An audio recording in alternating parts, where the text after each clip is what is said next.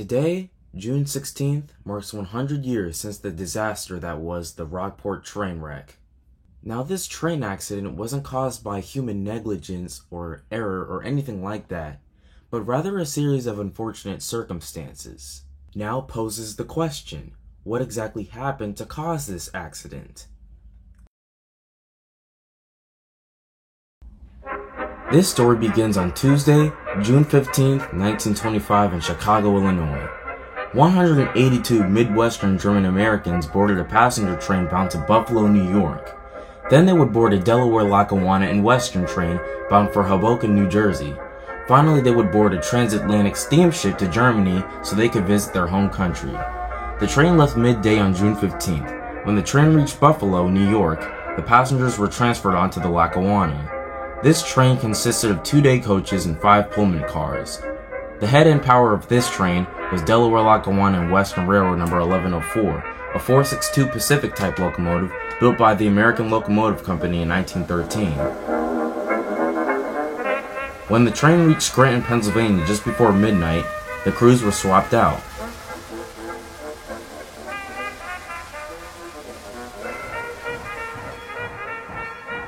At midnight, the train started the last leg of the journey to Hoboken, New Jersey.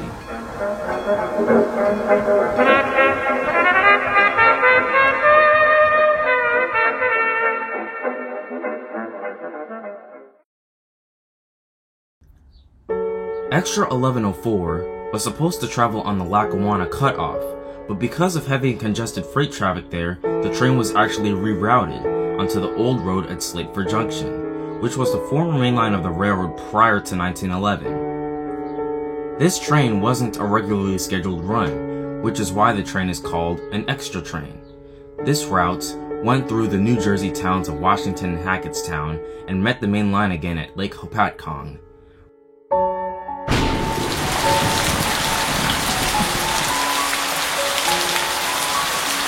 From the evening of June 15th, violent storms in the Hackettstown area caused debris, rocks, and dirt to roll down into and block the flangeways at the Hazen Road Railroad crossing.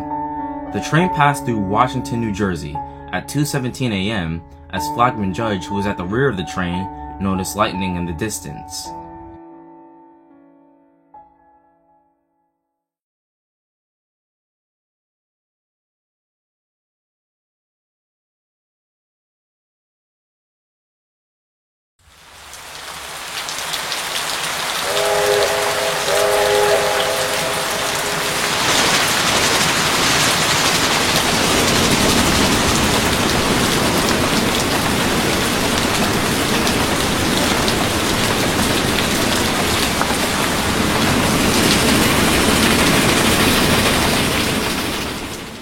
At 2:25 a.m. on June 16th, locomotive 1104 came onto the Hazen Road grade crossing at around 50 miles an hour.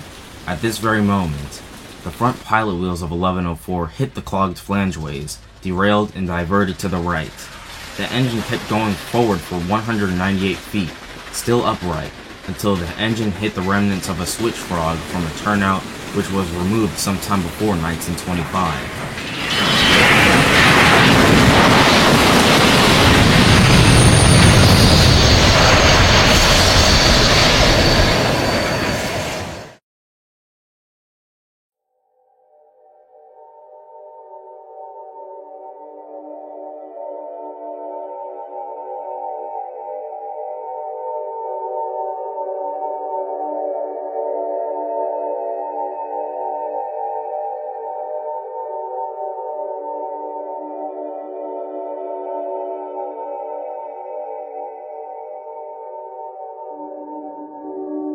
The tender ended up on the left side of the overturned steam locomotive, with the tender frame almost being ripped off clean. The locomotive's boiler didn't explode at all from the impact, but as the train derailed, 2 of the 7 passenger cars, number 33 and 23, derailed and tore off steam fittings from the boiler, rupturing it. This allowed superheated steam and hot water to escape and go into the cars.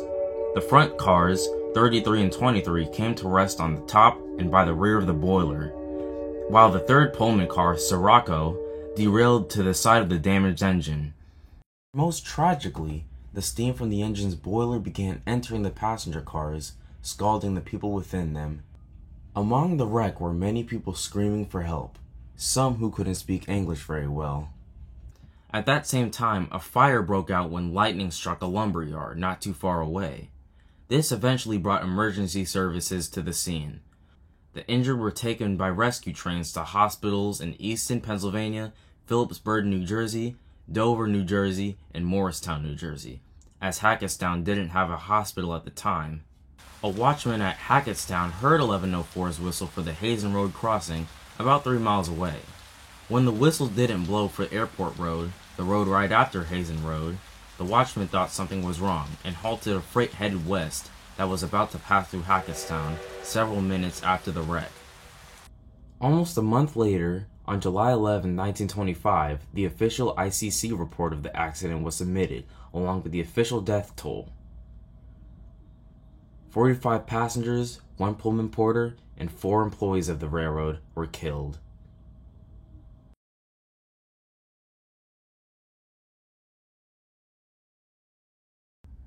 Local farmers were the first to arrive at the scene. They even risked their own lives in attempts to rescue the victims of the wreck.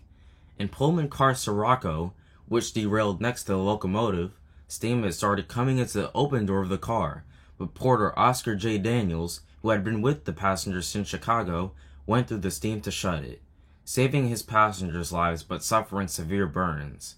He was attended to by doctors, but he insisted for them to attend to a 7-year-old girl before him.